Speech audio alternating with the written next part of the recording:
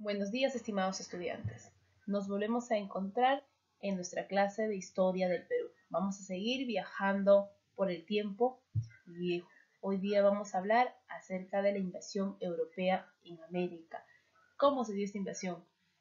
¿Fue de manera violenta, pacífica? ¿Qué consecuencias trajo esta invasión para nosotros? Vamos a enfocarnos en eso, pero antes de ello les adjunto un video donde nos va a tratar de explicar de cómo fue la captura de este Inca Atahualpa. Así que presta atención y toma nota, que te voy a evaluar en la tarde.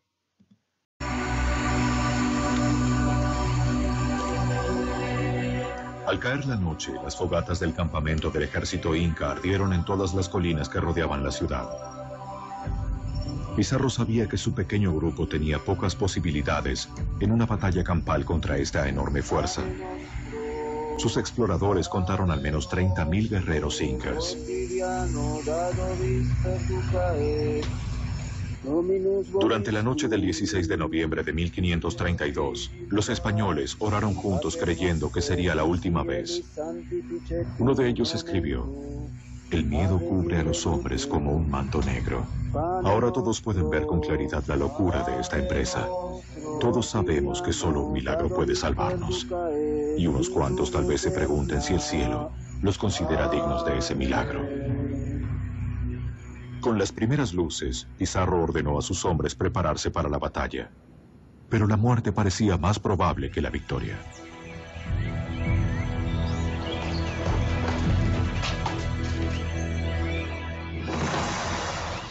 Permanecieron ocultos rodeando un patio y aguardaron. Transcurrieron horas sin señales de Atahualpa. Repentinamente, guerreros incas aparecieron en las colinas de los alrededores. Eran miles y estaban tan confiados de su superioridad que llegaron desarmados.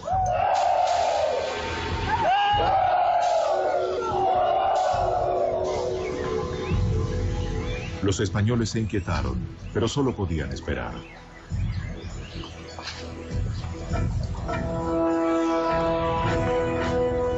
Luego, en medio de un espectáculo extraordinario, entró la élite incaica.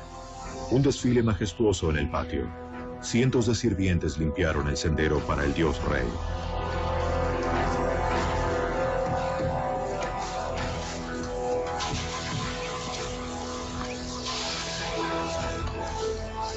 Con gran pompa y fanfarria, el rey de los incas entró en la ciudad. Los nobles incas más importantes rodeaban a Atahualpa, transportándolo en un suntuoso trono de oro.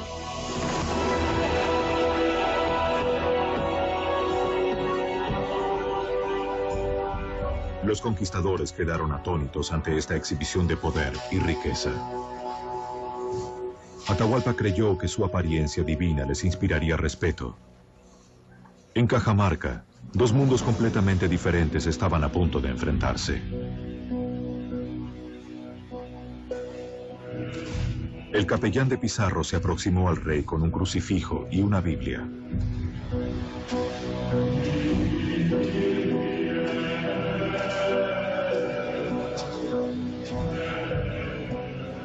Exigió a Atahualpa que renunciara a sus creencias paganas y se sometiera al bautismo y a la corona española.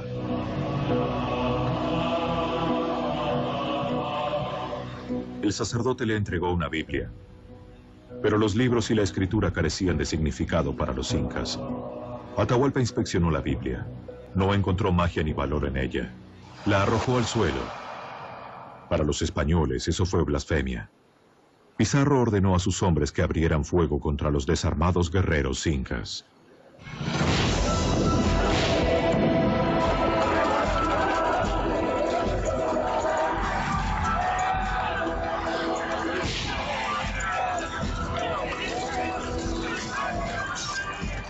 Un soldado escribió: "Entonces nuestras tropas se precipitaron desde todas las entradas y se lanzaron dando alaridos sobre los indefensos indios. Cortaron en pedazos a los incas desarmados con sus espadas, como si estuvieran cortando rebanadas de pan. Fue una matanza atroz. Había hedor de sangre y muerte". El enorme ejército inca quedó paralizado ante este feroz ataque. El rey Sol fue derribado. Pizarro lo arrestó. Sabía que conservando a Atahualpa con vida tenía a todo su imperio detenido. Declaró a sus hombres: nadie que valore su vida tocará al Inca. Pero la guerra mágica... Antes nosotros de hablar de los viajes de Cristóbal Colón, necesitamos un poquito saber acerca de este personaje. ¿Quién era? ¿Dónde nació? ¿Y en qué consistía su proyecto? A ver, su nombre verdadero es Cristóforo Colombo, en italiano. Y si le traducimos al castellano es Cristóbal Colón, así como nos enseñaron en el colegio. Y si lo quieres llamar en latín, sería Christophorus Columbus. A ver, ¿qué vamos a decir acerca de Cristóbal Colón? Este hombre se dio la fama y poder a España, tiene hasta el día de hoy datos imprecisos sobre sus orígenes. Existen muchas hipótesis y teorías. Algunos le consideran genovés, otros catalán, gallego, portugués e incluso judío. Se calcula que nació hacia los años 1451. Él tuvo en este caso 4 hermanos: Bartolomé, Giacomo, Giovanni y una mujer que no se dejó muchos rastros. Recordemos además que él tuvo un plan de navegar hacia el oeste. Este plan lo presentó no solo a los reyes de España.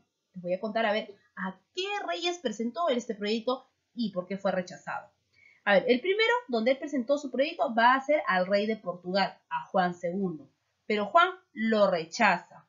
Entonces luego Colón viaja a España y presenta su plan a los reyes católicos. Los reyes católicos, debido a que ellos salían de una guerra de la Reconquista, tenían, en este caso, no tenían un dinero para poder solventar el proyecto, y debido a las opiniones contrarias de sus cosmógrafos, la corte rechazan también otra vez, en este caso rechazan a Colón.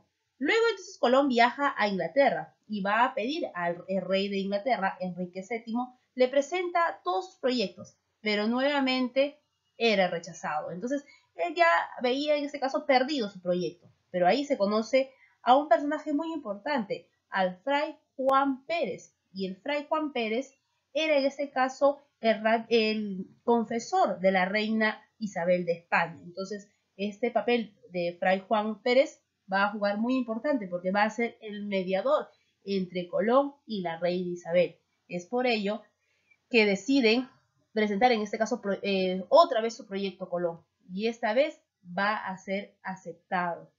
Los reyes de España firmaron con Colón un contrato llamado la Capitulación de Santa Fe, por firmarse en la ciudad de Santa Fe, el nuevo reino de Granada, recientemente conquistado el 17 de abril de 1492.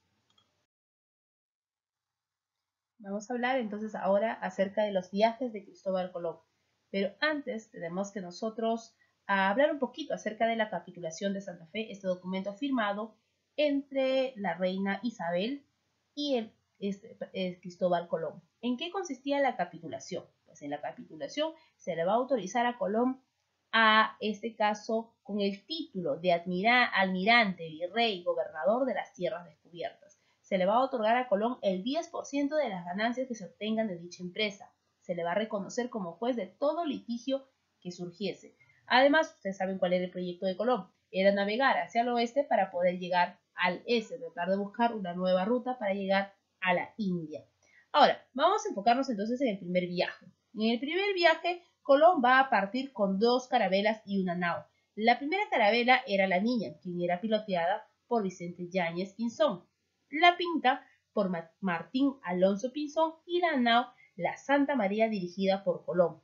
El viaje había durado aproximadamente 70 días y habían llegado a una isla a la cual le bautizaron con el nombre de San Salvador, que en el lenguaje de los aborígenes le decían llamar Guanajaní. Hoy es una isla del archipiélago de las Bahamas. Prosiguiendo su viaje, encontró otra isla, a la cual le bautizaron con el nombre de La Juana, que es la actual isla de Cuba. Luego apareció la Española, que es Haití. En las costas de esta isla, la Santa María va a encallar, y con sus restos que se tienen, se va a construir un pequeño fortín bautizado con el nombre de Natividad, donde se quedaron los 40 tripulantes de la nao hasta un próximo retorno para recogerlos. Luego de reunir las pruebas de hallazgo con plantas, animales y aborígenes, Colón partió a España el 6 de enero de 1493. Lo recibieron en Barcelona y fue el más apoteósico recibimiento que le hicieron a Colón por haber llegado supuestamente a la India. Entonces ahí se va a empezar a preparar el segundo viaje. Ahora vamos a hablar entonces en qué consiste ese segundo viaje. El segundo viaje se da el 25 de septiembre, donde zarpa desde el puerto de Cádiz, luego de 40 días de navegación arriba a las pequeñas Antillas, Dominica, Guadalupe, Puerto Rico. Luego pasaron por la isla La Española para recoger a los 40 hombres de la encallada Santa María, pero los encontraron a todos muertos y el fortín, en este caso el fortín Natividad, quemado. Los aborígenes se habían rebelado por los abusos de los que a estos españoles, ¿no? Debido a que se abusaban de ellos, pues decidieron matarlo. Este incidente viene a ser la primera rebelión india ante la invasión conocida como la rebelión del cacique Caunabo. En la misma isla, un poco alejado del llamado fortín, deciden fundar la primera ciudad, a la cual la van a bautizar con el nombre de la Isabela, en honor a la reina. Era un poblado de unas 200 casas de madera y algunas de piedras. Su primer alcalde fue Antonio de Torres. El tercer viaje, ¿no? El tercer viaje que se va a dar en el año de 1498. Los dos primeros viajes no habían permitido a Colón encontrar las famosas especies ni el famoso reino de Catay, por lo que los reyes españoles comenzaron a dudar de los territorios encontrados por el almirante. Estas dudas ocasionaron que la corona decida liberarse del compromiso de cumplir con los acuerdos tratados en la capitulación de Santa Fe en el año de 1492. Los reyes de España dieron en mayo de 1495 una resolución por la cual cualquier español podía organizar viajes de exploración en las tierras halladas, guiándose a las ya descubiertas por Colón. Con el poco apoyo que recibió Colón de la corona, preparó en ese caso un tercer viaje con una flota de 6 barcos y 600 hombres. Va a zarpar el 30 de mayo de 1498. En este viaje él va a encontrar la isla de Trinidad y van a bordear las costas de Venezuela. La situación en la ciudad de Isabela tampoco era provechosa, pues los abusos de los colonos sobre los indios habían motivado enfrentamientos con el gobernador de la Isabela, en este caso que era Bartolomé Colón. Entonces acá se viene que este tercer viaje, ya para Colón va a haber una serie de problemas, tanto en España como en esas nuevas tierras encontradas. Entonces, enterado, en este caso, el rey de España, de todos los problemas que se daban en estas nuevas tierras encontradas, va a enviar a un visitador real, llamado Francisco de Bobadilla, quien trató de poner orden, pero responsabilizó de todo el mal a Colón. Encadenado, fue remitido a España. Sin embargo, los reyes le van a dar la libertad, por la objeción de encontrar pruebas contundentes de que estas tierras eran las Indias. Colón decide viajar y hacer su cuarta expedición. En su cuarto viaje, Colón va a partir, en ese caso se va a dar en el año de 1502, va a partir el 11 de mayo de 1502, zarpa nuevamente solo con 4 embarcaciones y 140 hombres, acompañados de sus hermanos Bartolomé y de su hijo Hernando. En esta cuarta travesía va a explorar América Central. Llega a las islas Martinica, Santa Cruz, Puerto Rico y las costas de Honduras. Enfermo, se instaló por un año en las islas de Jamaica, pues su estadía en la isla de la Española le estaba prohibido.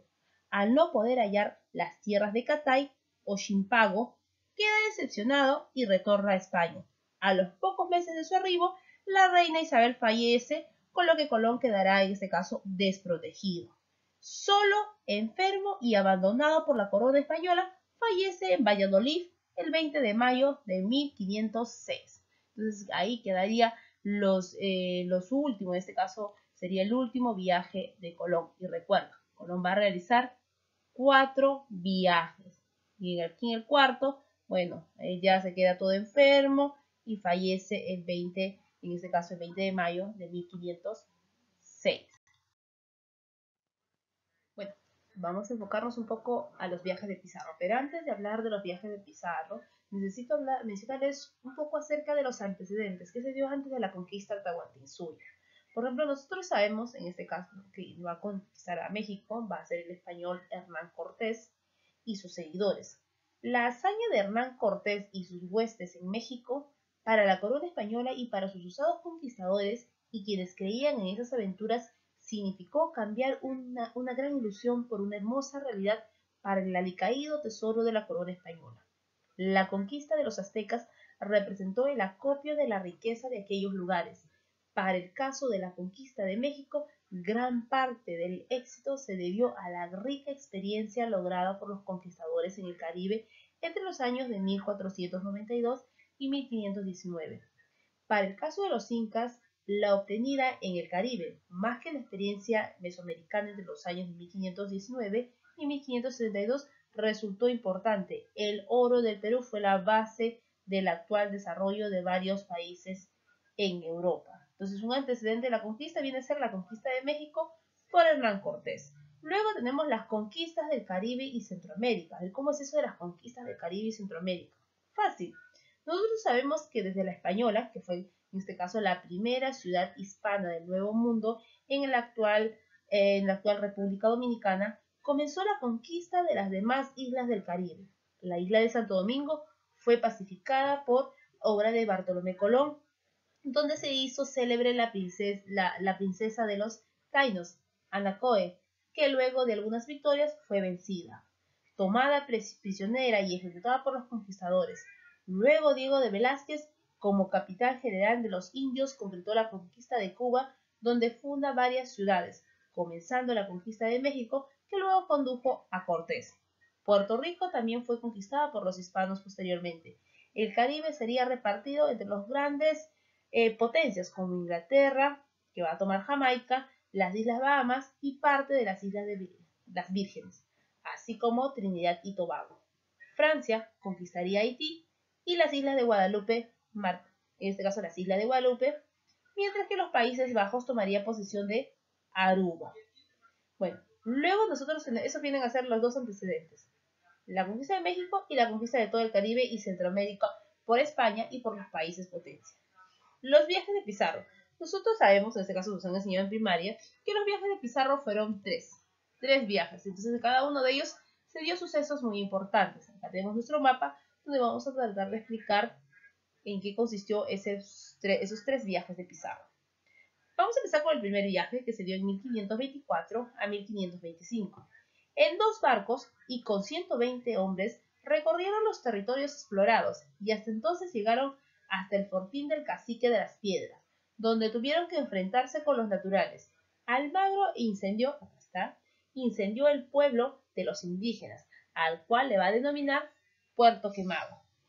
¿Qué se dio en el segundo viaje? El segundo viaje se dio entre el año de 1526 y 1528. Llegaron hasta la bahía de San Mateo. Almagro retornó a Panamá en busca de apoyo. Pizarro esperó ahí y Bartolomé Ríos avanzó hacia el sur encontrando una balsa de indios tallanes. En este viaje llegaron ¿a dónde? A la isla, pues aquí en la isla del Gallo, donde Pizarro y 13 de sus hombres cruzaron la línea recta por Pizarro. El resto regresó ¿a dónde? A Panamá. Luego fueron a la isla Gorgona y de ahí junto con Almagro llegaron ¿hasta dónde? Hasta Tumbes, donde desembarcaron luego y se dirigieron al sur hasta la desembocadura del río Santo. Y es en este viaje donde se va a firmar lo que viene a ser la capitulación de Toledo. ¿Y en qué consiste la capitulación de Toledo? Ahora los explico.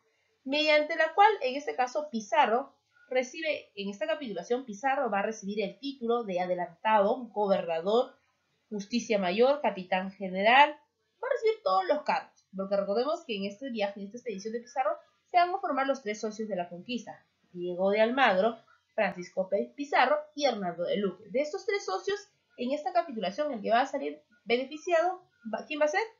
Pizarro. ¿Ya? No se vayan a olvidar Pizarro. Ahora, ¿qué cargo le van a dar en este caso a Luque, a uno de los socios de la conquista? Bueno, a Luque le van a dar el cargo de obispo de Tumbes. Los 13 del Gallo fueron proclamados, en este caso, hidalgos y Almagro capitán de la fortaleza de Tumbes. Ya ves, te puedes dar cuenta que la repartición de títulos no fue equitativo. El 26 de julio del año de 1529 fue firmado por la reina Isabel de Portugal en representación del rey Carlos V. Ahora, ¿qué se da en el tercer viaje, que se da entre 1531 y 1533? Fue el definitivo. ¿Llegaron a dónde? A Tumbes, en el año de 1532. Los españoles no pararon hasta capturar al Inca. ¿A qué Inca? Al Inca Atahualpa, en el departamento de Cajamarca, el 16 de noviembre del año de 1532. Luego de esto fue asesinado, en este caso Atahualpa, el 26 de julio del año siguiente, de 1533. Y esto da fin a lo que viene a ser el Tahuantinsuyo. A ver, recordemos un poco. Luego de ejecutar a Atahualpa, de que los españoles ejecutaran a Atahualpa y Atahualpa ser acusado de usurpador de trono, de haberle quitado el trono a su hermano Huáscar, de idólatra, de adorar ídolos y de ser polígamo, de tener varias mujeres. ¿Qué es lo que van a hacer? Van a ejecutar, por algo absurdo, ejecutan al Inca Atahualpa. Atahualpa iba a morir quemado, pero debido a que fue bautizado con el nombre de Juan Francisco Atahualpa, murió con el estrangulamiento del garrote. Entonces, ahora, muerto el Inca, los españoles estaban muy preocupados porque no sabían quién les iba a respaldar o en este caso, cómo iban ellos a ingresar hacia el Cusco. Entonces, a ellos se les ocurrió la idea de nombrar a un Inca, en este caso a un cusqueño. ¿Quién era él? Era Tupac Hualpa o llamado Toparpa. Este Inca tenía la misión de llevar a los españoles hacia el Cusco. Pero en el viaje que tenían los españoles, ¿qué es lo que pasa con Toparpa? Es asesinado, muere en este caso y en este caso acusado. Los españoles acusan al general Calcuchima, que era un general atahualpista de Atahualpa, lo acusan de su muerte. Entonces matan a Calcuchima y los españoles se quedan sin su Inca. Entonces los españoles siguen su recorrido y en el camino encuentran a Manco Inca. ¿Quién era Manco Inca? Él era el hermano menor de Huáscar. Entonces deciden nombrar ahora a Huáscar, en este caso, a Manco Inca como nuevo Inca. Y es Manco Inca quien les va a permitir el ingreso de los españoles hacia el Cusco.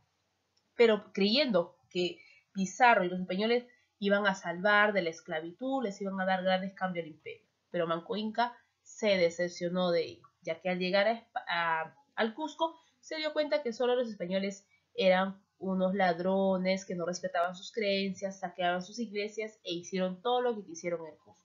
Entonces Manco Inca va a levantar una rebelión en el año de 1536 en contra de los españoles.